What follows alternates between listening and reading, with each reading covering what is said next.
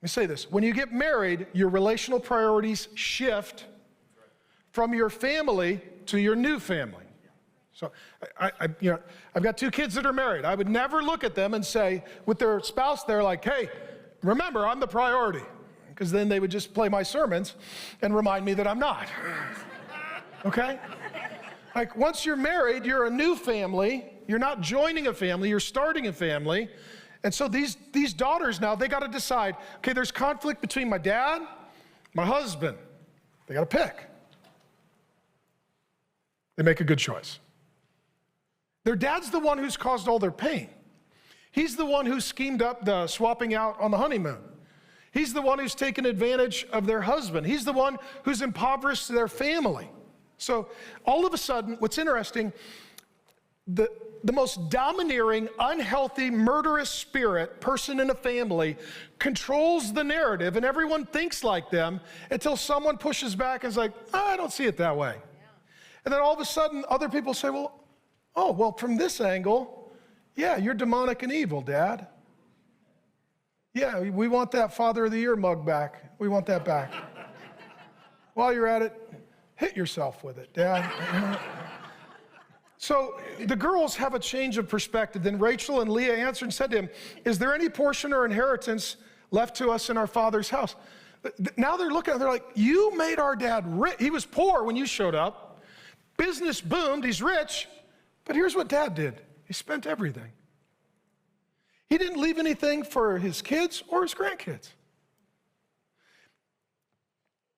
There's something profoundly broken in the soul of every man who sees their children as a means to wealth and then spends it on himself.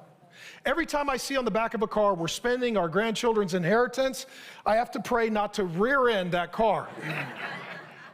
As a man, it should be, I want to bless my children and my children's children. Okay, that's the heart of a healthy man. Proverbs says a wise man leaves an inheritance for his children's children. That's right. And where taxes are, you got to be really smart to figure that out. He goes on, are we not regarded by him as foreigners? He doesn't even treat us like daughters. He treats us like slaves and employees, but not daughters. For he has sold us. He sold us bride price to you, and he's devoured our money. That was our trust. That was our inheritance. That was for us, and he spent it all on himself. All the wealth that God has taken away from our father belongs to us and to our children. Now these gals are seeing clearly. Right? Now, had Jacob never stood up to his father-in-law, they would have never seen their father ultimately for who he is. This is a difficult day. Now then, whatever God has said to you, do that. That's a good answer. Okay, like if God told you, do it. Do whatever God told you to do, and we're with you and we're for you. Amen. So Jacob arose and set his sons and his wives on camels. He's like, we're going right now. I already got the U-Haul loaded up. We're rolling. He drove away all the livestock, all the property that he had gained, the livestock in his possession they'd acquired in Padan Aram, to go to the land of Canaan, his father Isaac. Laban had gone to shear his sheep, so he's away for a few days. Good time to move. Some of you are like, when's a good time to move? When they're on vacation. Right? They come back like, where are you? You're like, gone. Laban, gone to shear his sheep. Rachel stole her father's household god. Let me just say this. If your God can be stolen, I'm not impressed. You're like, 911, what happened? We've been robbed. What did they take? God. Probably not a real good God you got there. If we can get it at the pawn shop, it's probably not the creator God we met in Genesis 1. Amen? But a God is this. It's superstition. This is like a dream catcher, or this is like witchcraft, or this is like some sacred object or crystals. We got our own version. If you're in Sedona, everything in Sedona. And Jacob tricked Laban the Aramean by not telling him he intended to flee. He fled with all that he had and arose. He crossed the Euphrates, set his face toward the hill country of Gilead. When it was told Laban on the third day that Jacob had fled, he took his kinsmen. He's going to get the family involved. People with a murderous spirit always bring family into the fight. And the family, and people are like, blood's thicker than water, and family first, and that's in first and second nonsense. That's nowhere in the Bible. I always say this to my kids: I'm not for you or against you. I'm for what's right. Amen. If you're doing right, I'm for you. If you want to do wrong, I can't be for you. My loyalty is not to family, it's to God. And my hope is that my family would be loyal to God so we'd all be on the same side. But a murderous family, a murderous spirit family, they will defend one another even when they're doing evil. That's right. So, it goes on. When it was told Laban on the third day he had fled, he took his kinsmen with him, pursued him for 7 days. This is a chase. This is like a military campaign. He's got a few day head start, but he's got wife, kids, livestock, and here come the men, swords strapped to the side.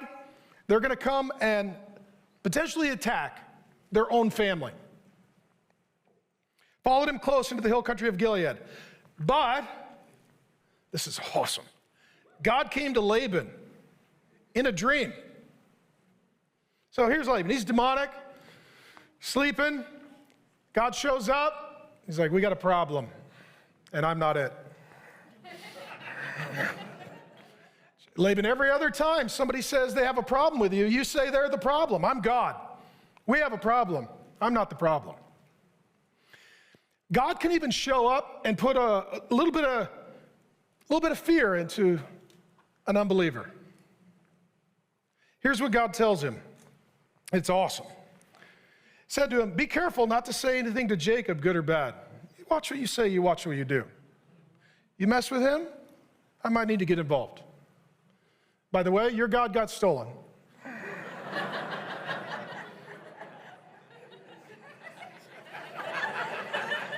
Right?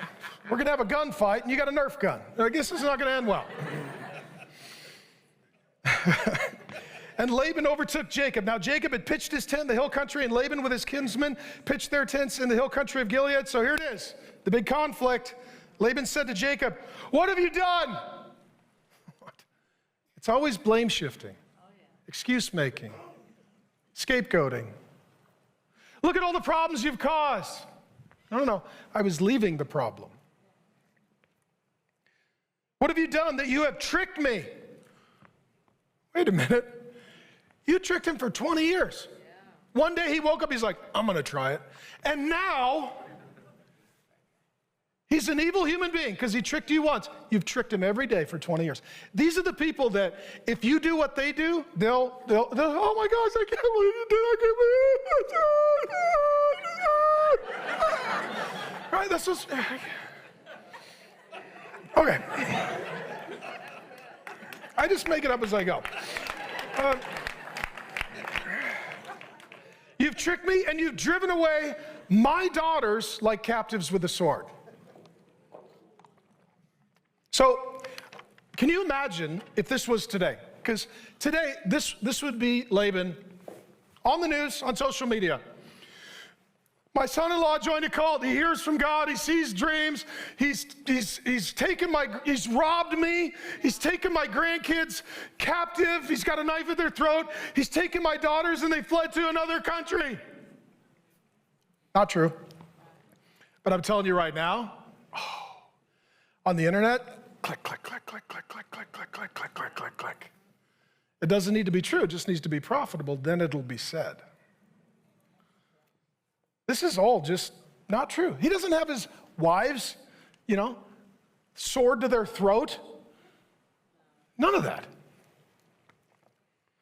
Why did you flee secretly and trick me and did not tell me? These are the people I was like, you need to tell me. You need my permission. You need to run that by me. I'm in charge. You didn't ask. It's like, I'm grown. I don't have to ask.